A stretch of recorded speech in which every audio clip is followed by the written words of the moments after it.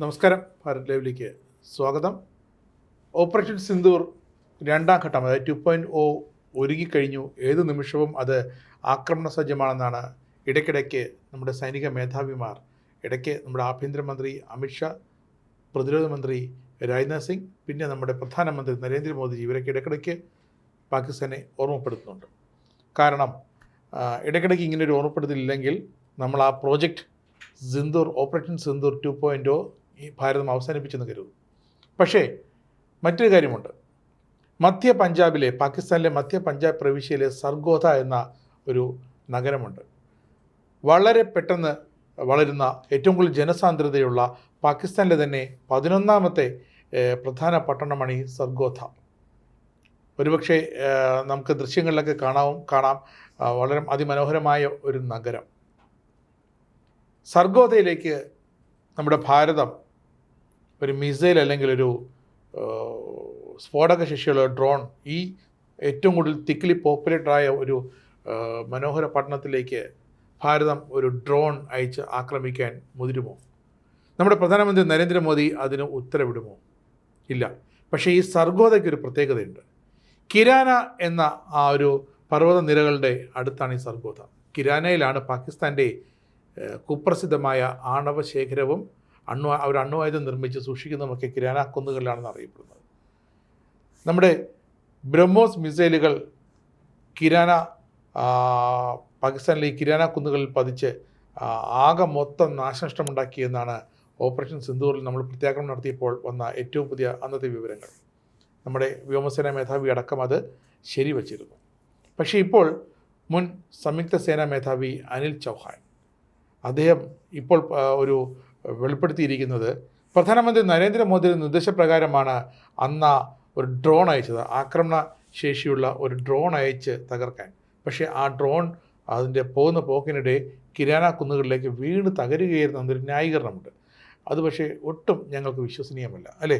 ശരിക്കും അത് വിശ്വസിക്കാൻ പറ്റില്ല. പക്ഷേ പ്രധാനമന്ത്രി, ഞാൻ ആദ്യം സൂചിപ്പിച്ചതുപോലെ, സർഗോധ എന്നൊരു തിരക്കേറിയ ജനങ്ങൾ തിങ്ങിപ്പാർക്കുന്ന ഒരു നഗരത്തിലേക്ക് ഒരു ഡ്രോണോ മിസൈലോ അയക്കാൻ നമ്മുടെ പ്രധാനമന്ത്രി ആവശ്യപ്പെടില്ല. പക്ഷേ കിരാന കുന്നിലേക്ക് ഒരു മിസൈലിട്ട് ഒരു കൊട്ട് കൊടുക്കാൻ പ്രധാനമന്ത്രി ആവശ്യപ്പെട്ട് കാണും, അല്ലേ?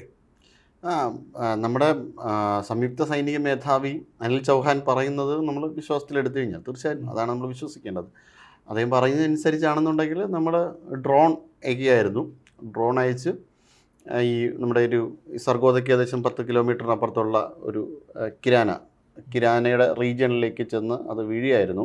സർഗോധയിലേക്ക് പോവുകയായിരുന്നു. പോകുന്ന വഴിയിൽ ഇന്ധനം തീർന്ന് കിരാനയിൽ വീഴുകയായിരുന്നു. അപ്പോൾ കിരാനയിൽ അവിടെ അവരുടെ ആണവ സ്ഫോടനവുമായി, മീൻസ് അണുകേന്ദ്രം, ഈ എന്താ പറയുക, യുറേനിയം നിക്ഷേപം ഉണ്ടായിരുന്നു, സമുഷ്ടികരിച്ച യുറേനിയത്തിൻ്റെ നിക്ഷേപം ഉണ്ടായിരുന്നു. ആ യുറേനിയം മൊത്തത്തിൽ ഇത് കത്തിച്ച് കളയായിരുന്നു, ആണവശേഖരം മൊത്തത്തിൽ കത്തിച്ച് കളയായിരുന്നു എന്നാണ് പറയപ്പെടുന്നത്. അവിടെ ചെറിയൊരു സ്ഫോടനവും കാര്യങ്ങളൊക്കെ ഉണ്ടായിട്ടുണ്ടെന്നാണ് ഇപ്പോൾ അനിൽ ചൗഹാൻ സമ്മതിച്ചിരിക്കുന്നത്. അപ്പോൾ ഇതിൻ്റെ ഒരു നിജസ്ഥിതി എന്താണെന്ന് നമുക്ക് അദ്ദേഹം പറയുന്നതിനെയാണ് നമ്മൾ പൂർണ്ണമായും വിശ്വാസത്തിലെടുക്കേണ്ടത്. കാരണം അദ്ദേഹം സംയുക്ത സൈന്യത്തിൻ്റെ മേധാവിയായിരുന്നു. ഭാരതത്തിൻ്റെ ഒഫീഷ്യലായിട്ട് സൈന്യം ചെയ്തതിന് എന്താണെന്ന് ഒഫീഷ്യലായിട്ട് അദ്ദേഹം പറയുന്നതാണ്. പക്ഷേ ഇതിനകത്തൊരു പ്രശ്നമെന്ന് പറഞ്ഞാൽ, അങ്ങ് തന്നെ സൂചിപ്പിച്ചതുപോലെ മിക്ക രാജ്യങ്ങളും മറ്റു രാജ്യത്തിനെതിരെ എന്തെങ്കിലും തരത്തിലൊരു ഓപ്പറേഷൻ നടത്തി കഴിഞ്ഞ് കഴിഞ്ഞാൽ, ഇപ്പോൾ അമേരിക്ക ചൈനയിലേക്കോ അല്ലെങ്കിൽ അമേരിക്ക റഷ്യയിലേക്കോ എന്തെങ്കിലും ഒരു ഓപ്പറേഷൻ നടത്തിയിട്ട് അവരുടെ ആണവ കേന്ദ്രത്തെ തകർത്ത് കളഞ്ഞു കഴിഞ്ഞാൽ അത് സമ്മതിക്കാൻ പറ്റില്ല. അങ്ങനെ സമ്മതിച്ചു കഴിഞ്ഞാൽ ഈ അന്താരാഷ്ട്ര നിയമങ്ങളുടെ ലംഘനമായിട്ടും ഒക്കെ അത് പാകിസ്ഥാൻ തന്നെ ചിത്രീകരിക്കും. പാകിസ്ഥാൻ പല രീതിയിലുള്ള അപകടങ്ങളും നമ്മുടെ ഓപ്പറേഷൻ സിന്ദൂറുമായി ബന്ധപ്പെട്ടുണ്ടായിട്ടുണ്ട്. ഇപ്പോൾ മർക്കസ് സുബാനല്ല മോസ്ക് ബഹാവൽപൂറിലുള്ള അത് തകർത്തെറിയുകയായിരുന്നു ഇന്ത്യ. അത് അവിടുത്തെ ജെയ്ഷ് മുഹമ്മദിൻ്റെ ആസ്ഥാന കേന്ദ്രമാണ് ഈ മർക്കസ് സുബാനല്ല മോസ്ക്. അതോടൊപ്പം തന്നെ റാവൽപിണ്ടിയുടെ എയർപോർട്ട് നമ്മൾ കഴിഞ്ഞ ദിവസമൊക്കെ ചർച്ച ചെയ്തിരുന്നു. അമേരിക്കയിൽ നിന്നൊക്കെ ആൾക്കാർ വന്നപ്പോൾ അവിടെ ഓളുകളും മറ്റു കാര്യങ്ങളും ഒക്കെ ആയിട്ട് അത് അടിമുടി തകർന്നു നിൽക്കുന്നു. വെറുതെ കട്ടപ്പുറത്തിരുന്ന വിമാനങ്ങളെ സഹിതം ഇന്ത്യ തകർത്തെറിഞ്ഞിട്ടുണ്ട്. അവരുടെ എയർബേസുകളും വ്യോമത്താവളങ്ങളോ അവരുടെ മറ്റെന്തെങ്കിലും കേന്ദ്രങ്ങളോ എല്ലാം അടിച്ച് നിലംപരിശാക്കിയിട്ടുണ്ട്. അങ്ങനെ നിലംപരിശാക്കി കഴിഞ്ഞപ്പോഴാണ് നമ്മൾ കഴിഞ്ഞ ദിവസത്തെ ചർച്ചയിൽ പറഞ്ഞതുപോലെ എന്താ പറയുക, ഈ എങ്ങനെയെങ്കിലും ഞങ്ങളെ ഒന്ന് രക്ഷിക്കണേ എന്ന് പറഞ്ഞുകൊണ്ട് അവിടുത്തെ സൈന്യത്തിൻ്റെ ഓപ്പറേഷണൽ വിങ്ങിൻ്റെ മേധാവി പറഞ്ഞത്, ഇങ്ങനെ ഒരു സംഭവം നടന്നിട്ടുണ്ട്, ദയവ് ഇത് നിങ്ങൾ ഇനിയും ഞങ്ങളെ ആക്രമിക്കരുത് എന്ന് പറഞ്ഞുകൊണ്ട് അദ്ദേഹം കാല് പിടിക്കുന്ന ഒരു അവസ്ഥയോളം കാര്യങ്ങളെത്തിയത്. ഇതാണ് വാസ്തവത്തിൽ സംഭവിക്കുന്ന ഒരു കാര്യം. തീർച്ചയായിട്ടും ഇതാകാനാണ് കൂടുതൽ സാധ്യത ഉണ്ടാകുന്നത്. പക്ഷേ നമ്മെ സംബന്ധിച്ചിടത്തോളം സൈനിക മേധാവി പറയുന്നതാണ്, സംയുക്ത സൈനിക മേധാവി പറയുന്നതാണ് അന്തിമമായി വിശ്വാസത്തിലെടുക്കേണ്ട കാര്യം എന്നത് തന്നെ. പാകിസ്ഥാന് അങ്ങനെ ഇനി അതല്ല ഇന്ത്യ ആക്രമിച്ചതാണ്, പാകിസ്ഥാനെ മിസൈൽ ഉപയോഗിച്ച് ആക്രമിച്ചതാണെങ്കിൽ ഇന്ത്യയുടെ കരുത്ത് എങ്ങനെയായിരിക്കും? ഇനി അവർ പറയുന്നത് പോലെ ഡ്രോൺ ഉപയോഗിച്ചിട്ടാണെങ്കിൽ പാകിസ്ഥാൻ അത്രമേൽ ദുർബലമാണോ ഈ പറയുന്ന നമ്മുടെ ആണവ കേന്ദ്രം? അതിനെ ഇന്റർസെപ്റ്റ് ചെയ്യാൻ പോലും കഴിവില്ലാത്ത ഈ ആണവ കേന്ദ്രം അത്രമേൽ ദുർബലമാണ് എന്നാണ് നമുക്ക് മനസ്സിലാക്കേണ്ടത്. അതെ, ഒന്ന് ടെസ്റ്റ് ഡോസ് ഇട്ട് നോക്കിയതായിരിക്കും. അങ്ങോട്ടേക്ക് എന്തെങ്കിലും ചെന്നാൽ ഏത് മിസൈലാകും പാകിസ്ഥാൻ ഇന്റർസെപ്റ്റ് ചെയ്യാൻ ഉപയോഗിക്കുക എന്നൊക്കെ അറിയാം. പക്ഷേ മാർബി പറയുന്നത് ഈ സർഗോദയിലെ റഡാർ സംവിധാനങ്ങളെക്കുറിച്ച് ചെക്ക് ചെയ്യാൻ വേണ്ടിയിട്ട് ഈ പറഞ്ഞതുപോലെ നമ്മൾ അയച്ച ഡ്രോൺ, ആ ഡ്രോൺ സർഗോദയിൽ എത്തിയില്ല, സർഗോദയിൽ എത്തുന്നതിന് മുന്നേ കിരാനയിൽ വീണു. അതാണ് നമ്മുടെ സർവൈലൻസിന് വേണ്ടി അയച്ച ഡ്രോൺ ആണെന്നാണ് പറയുന്നത്. പക്ഷേ സർവൈലൻസ് ഒരു സ്ഫോടക വസ്തു ഇല്ലാത്ത ഒരു മറ്റേ ആംഡ് അല്ലാത്തൊരു ഡ്രോൺ ചെന്ന് വീഴുമ്പോൾ ആംഡായിരുന്നു അത് നമ്മൾ ഈ ലക്ഷ്യസ്ഥാനത്തേക്കാണ് ഈ ഡ്രോൺ അയക്കുന്നത്. ആ ഡ്രോൺ ലക്ഷ്യസ്ഥാനത്തേക്ക് എത്താൻ പറ്റിയില്ല എങ്കിൽ ഇടയിൽ എപ്പോഴെങ്കിലും വീഴും. ഇടയിൽ വീഴുന്ന സമയത്ത് അതൊരു സ്ഫോടനാത്മകമായിട്ട് മാറും. നമ്മുടെ ഇന്ത്യയിൽ നിന്നും ഒരു മിസൈൽ പോകുന്നു, നേരെ പാകിസ്ഥാൻ്റെ സർഗോദയിലെ റഡാർ കേന്ദ്രങ്ങൾ നോക്കി ഡ്രോൺ നമ്മളൊരു മിസൈൽ അയച്ചു തന്നിരിക്കട്ടെ. ഈ മിസൈൽ പോകുന്ന വഴിക്ക് മിസൈലിൻ്റെ വേഗപരിധി അവസാനിക്കുന്നു, നേരെ അത് അവരുടെ ആണവ കേന്ദ്രമായി കിരാന കുന്നിലേക്ക് വീഴുന്നു. അപ്പോൾ അവരുടെ ഈ പ്ലാനിങ് എല്ലാം വളരെ കൃത്യമാണല്ലേ. ഈ മണ്ടന്മാർ പ്ലാൻ ചെയ്ത് ഇങ്ങനെ ഇരിക്കുന്നുള്ളതാണ്. കാരണം റഡാറിനെ നോക്കി പോകുന്നവൻ ആണവ കേന്ദ്രം തകർക്കുമെന്ന് പറഞ്ഞാൽ അതുപോലെയാണ് ഇപ്പോൾ സംഭവിച്ചിരിക്കുന്നത്. പക്ഷേ നമ്മുടെ പ്രധാനമന്ത്രി നരേന്ദ്രമോദിജി അന്ന് ആവശ്യപ്പെട്ടത്രേ ജെയ്ഷെ മുഹമ്മദിൻ്റെ സർഗോദയിലെ ആസ്ഥാനം തകർക്കണമെന്ന്, അല്ലേ? ആ ഒരു ലക്ഷ്യമുണ്ടായിരുന്നു, അവർ തർക്കം ചെയ്തു. ജെയ്ഷെ മുഹമ്മദിൻ്റെ ആസ്ഥാനം സർഗോദയിൽ അടക്കമുള്ള ജെയ്ഷെ മുഹമ്മദിൻ്റെ പല കേന്ദ്രങ്ങളും നോക്കി വെച്ചിരുന്നു. ജെയ്ഷെ മുഹമ്മദിൻ്റെ പാകിസ്ഥാനിലെ പ്രധാന കേന്ദ്രം അന്ന് നമ്മൾ മിസൈൽ ആക്രമണത്തിൽ ഇന്ത്യ തവിട്ട് പൊടിയാക്കി. പക്ഷേ ഇപ്പോൾ അറിയാൻ കഴിയുന്നത് പാക് സർക്കാർ 25 കോടി രൂപ തിരിച്ച് വേണ്ടാത്ത സഹായധനമായി നൽകി അത് പുനർനിർമ്മിച്ചു. അപ്പോൾ ഇന്ത്യക്ക് ഓപ്പറേഷൻ 2.0 വീണ്ടും തകർക്കാനൊരു ലക്ഷ്യം പിന്നെയും അവർ നിർമ്മിച്ചു. നമുക്ക് തകർക്കാൻ വേണ്ടിയിട്ട് അവർ വീണ്ടും കെട്ടിവെക്കുന്നു, നമ്മൾ തകർക്കുന്നു. അതിനിപ്പോൾ എന്തായാലും ഒരിക്കലും ഇന്ത്യ തകർത്തണം. അപ്പോൾ നമുക്ക് അതിൻ്റെ ലാറ്റിറ്റ്യൂഡും ലോജിറ്റ്യൂഡും ഒക്കെ കൃത്യമായിട്ട് അറിയാമല്ലോ. അപ്പോൾ ഇന്ത്യ തകർത്തിരിക്കും. അത് ഇനി എന്തെങ്കിലും പ്രശ്നമുണ്ടെങ്കിൽ നേരെ അവിടെ പോയി, അല്ലെങ്കിൽ പാകിസ്ഥാൻ്റെ ഒരു പണിയാകണം ഇത്. കാരണം ഭീകര കേന്ദ്രങ്ങളിൽ നിന്ന് ഇത് കുറേ കേന്ദ്രങ്ങൾ നിർമ്മിച്ച് വെച്ചിട്ട് മറ്റു പലയിടത്തും ഫലത്തിൽ നമ്മൾ അവർക്കൊരു തൊഴിലവസരം സൃഷ്ടിച്ചു കൊടുക്കുകയല്ലേ ചെയ്യുന്നത്. നമ്മൾ തകർത്ത് കഴിയുമ്പോൾ വീണ്ടും അവിടുത്തെ ആൾക്കാർക്ക് പണിയുണ്ട്, ജോലി കിട്ടും. ഈ സ്ഥാപനം ഇത് വീണ്ടും കെട്ടി ഉയർത്തുമ്പോഴേക്കും നമ്മൾ അടുത്ത തകർക്കും, വീണ്ടും ഒരു തൊഴിലവസരം. പക്ഷേ ഇന്ത്യ നമ്മൾ നേരത്തെ പറഞ്ഞതുപോലെ ഈ നേഷൻ ഫസ്റ്റ് എന്നുള്ള ഈ നൈബേഴ്സ് ഫസ്റ്റ് എന്നുള്ളൊരു പോളിസിയൊക്കെ ഇന്ത്യക്കുണ്ട്. അതായത് അയൽക്കാരെ പരമാവധി, അങ്ങനെയാണ് ബംഗ്ലാദേശ്, നേപ്പാൾ, ഭൂട്ടാൻ രാജ്യങ്ങളൊക്കെ ഇന്ത്യ സഹായിക്കുന്നത്. ശ്രീലങ്ക, മാലദ്വീപ്, ഇവരൊക്കെ നമ്മൾ പലതരത്തിൽ സാമ്പത്തികമായിട്ടും അല്ലെങ്കിൽ പെട്രോൾ ഇന്ധനമടക്കം നൽകി സഹായിക്കുന്നുണ്ട്. പക്ഷെ ആ ഒരു പട്ടികയിൽ പെടാത്ത രാജ്യമാണ് പാകിസ്ഥാൻ. പാകിസ്ഥാൻ നമ്മൾ ഈ രീതിയിൽ സഹായിക്കുകയല്ലേ? അതെ, പാകിസ്ഥാൻ എപ്പോൾ ആക്രമിക്കുന്ന അപ്പോൾ നമ്മൾ തിരിച്ചടിക്കുകയാണ്. അല്ലെങ്കിൽ ആക്രമിക്കാൻ അവൻ കോപ്പ് കുട്ടികൾ ഇപ്പോൾ ഇന്ത്യ തിരിച്ചടിക്കുന്ന രീതിയിലേക്ക് ഇന്ത്യയെ സജ്ജമാക്കിയെന്നതിന് നമ്മൾ പാകിസ്ഥാന് നന്ദി പറയണം. കാരണം മറ്റേത് മുമ്പ് UP സർക്കാരിൻ്റെ കാലത്തൊക്കെ അവിടെ നിന്ന് അതിർത്തിക്കപ്പുറത്ത് ഒരു അതിർത്തി വേലി മുറിച്ച് ഇപ്പുറത്ത് വന്ന് കാശ്മീരിലൊക്കെ ഭീകരാക്രമണം നടത്തിയാലും കാശ്മീർ, പഞ്ചാബ് പ്രവിശ്യയിലൊക്കെ ആ സംസ്ഥാനങ്ങളിലൊക്കെ ആക്രമണം നടത്തുമ്പോഴൊക്കെ നമ്മൾ കേന്ദ്ര സർക്കാർ കൈകിട്ടി നോക്കിയിരിക്കുകയായിരുന്നു, അല്ലേ? അറിയാം, AK ആന്റണി അടക്കമുള്ളവർ അന്ന് ചിരിച്ചുകൊണ്ടിരിക്കുകയായിരുന്നു, അല്ലേ? അവരൊക്കെ അവരുടെ ആന്റണിയുടെ കൈകളൊക്കെ പ്രതിരോധ മന്ത്രി നില കൈകളൊക്കെ കെട്ടപ്പെട്ടിരിക്കുകയായിരുന്നു. അല്ല, ഇത് വീണ്ടും പാകിസ്ഥാനെ പ്രകോപിപ്പിക്കണ്ട എന്നൊക്കെ പറഞ്ഞിട്ടാണ് നമ്മളൊന്നും ചെയ്യേണ്ട എന്നൊക്കെ പറഞ്ഞിട്ട്. അത് കാരണം ഭീകരവാദികൾക്ക് വെറുതെ നമ്മുടെ കൈക്ക് മെനക്കെടുത്തുന്ന നമ്മുടെ ഗാന്ധിജി പറഞ്ഞ ഒരു കാരണത്തെ അടിച്ചാൽ മറുകാരണം കാട്ടിക്കൊടുക്കുക എന്നുള്ള അവരുടെ മനസ്സിൽ ഇങ്ങനെ ഇടുന്ന് കറങ്ങും. അപ്പോൾ പാകിസ്ഥാൻ ഒരു മിസൈൽ ഇട്ടാൽ ഒരു കാരണത്തെ അടിച്ചാലും മറ്റേ കാരണം അടിക്കുമോ എന്നൊരു ഭയമായിരുന്നു അവർക്കുണ്ടായിരുന്നത്.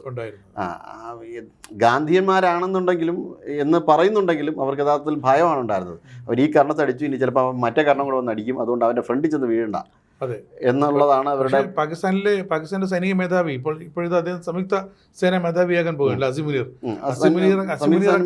അതെ, ഈ യുദ്ധം തോറ്റ ഉടനെ അസിമുനീർ പ്രഖ്യാപിച്ചു, ഒരു സ്വയം പ്രഖ്യാപിച്ചു, ഞാൻ ഫീൽഡ് മാർഷലാണ്, യുദ്ധ വെറ്ററൻ, അല്ലേ?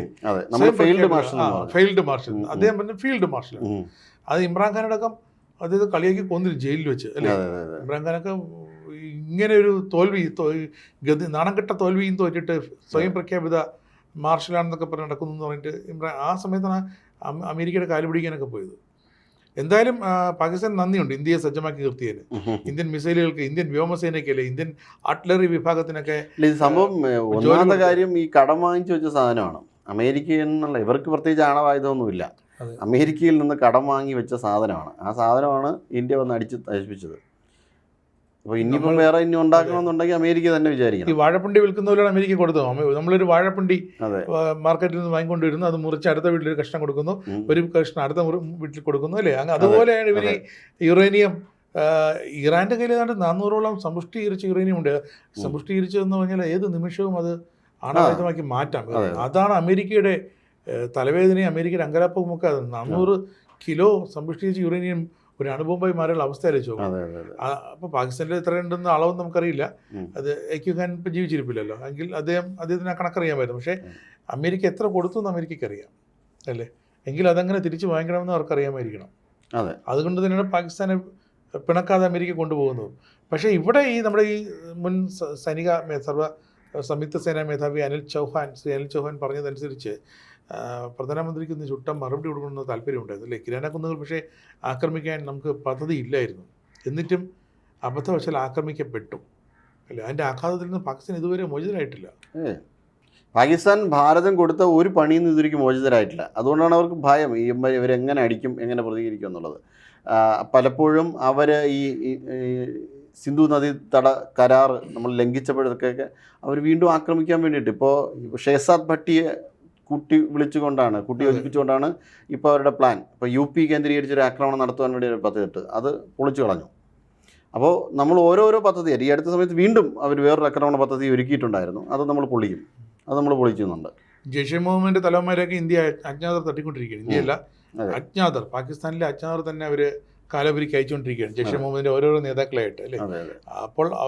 അപ്പോഴാണ് ഈ ഷെഹസാദ് ഭട്ടി നെറ്റ്വർക്ക് കടന്നു വരുന്നത്. അപ്പോൾ ഒരു തീവ്രവാദ ഗ്രൂപ്പ് തളർന്നാൽ അടുത്ത ഗ്രൂപ്പിനെ വളർത്തിയെടുക്കാൻ പാകിസ്ഥാൻ നല്ല കഴിവുണ്ട്. എന്നാൽ ജനത ഇപ്പോഴും നല്ല ആഹാരമില്ലാതെ, ഭക്ഷണമില്ലാതെ, ആവശ്യ സാധനങ്ങളില്ലാതെ, പെട്രോൾ ഇല്ലാതെ ജനത കഷ്ടപ്പെടുകയാണ്. തീ വിലയാണ് മാർക്കറ്റിൽ പാകിസ്ഥാനിൽ. അത് അവരുടെ കയ്യിരിപ്പുകൊണ്ട് പറ്റിയതാണ്. ഇനിയൊരു യുദ്ധമുണ്ടായാൽ ഇന്ത്യ ഇനി കൃത്യമായിട്ട് ഈ കിരാന കുന്നൊക്കെ ആക്രമിച്ചിരിക്കും. ഇനിയൊരു പ്രത്യാക്രമണത്തിൽ ഇന്ത്യ അതൊക്കെ തകർത്തിരിക്കുമെന്നൊരു സൂചനയല്ലേ? അല്ല, ഇനിയൊരു ആക്രമണം ഉണ്ടായാൽ പാകിസ്ഥാൻ്റെ കിരാന കുന്നുകളെന്നല്ല, പാകിസ്ഥാൻ എന്നൊരു രാജ്യം തന്നെ പിന്നീട് ഉണ്ടാവില്ല. കാരണം ബലൂചിസ്ഥാൻ സെപ്പറേറ്റഡ് ആവും, പൂർണ്ണമായി ഇന്ത്യ സെപ്പറേറ്റ് ചെയ്യിക്കും. POK ഇന്ത്യയിലേക്ക് ചേരും, സിന്ധു മറ്റൊരു രാജ്യമായി മാറും, പഞ്ചാബ് മാത്രമായിരിക്കും പാകിസ്ഥാൻ്റെ കയ്യിലുണ്ടാകാൻ പോകുന്നത്. അതൊരു പാകിസ്ഥാൻ എന്ന് പറയാൻ പറ്റില്ല, ഒരു പഞ്ചാബ് എന്ന് മാത്രമേ പറയാൻ പറ്റുള്ളൂ. അത് മറ്റ് പല രാജ്യങ്ങളും ഭരിക്കുന്ന ഒരു ടെറിട്ടറി മാത്രമായി മാറിത്തീരും. ഒരു പരമാധികാരമില്ലാത്ത, മറ്റെല്ലാവരാലും ഭരിക്കപ്പെടുന്ന ഒരു ടെറിട്ടറിയായി മാറും. ഖൈബർ പഖ്തൂൺ അഫ്ഗാൻകാർ കൊണ്ടുപോയി ചെയ്യും. അതെ, അതുകൊണ്ട് അവർ അതിനുവേണ്ടി യുദ്ധം ചെയ്തുകൊണ്ടിരിക്കുകയാണ്. അത് അഫ്ഗാന്റെ ഭാഗമാക്കി മാറ്റാനുള്ള ഏതാണ്ടൊക്കെ ഒരു നീക്കമുണ്ട്.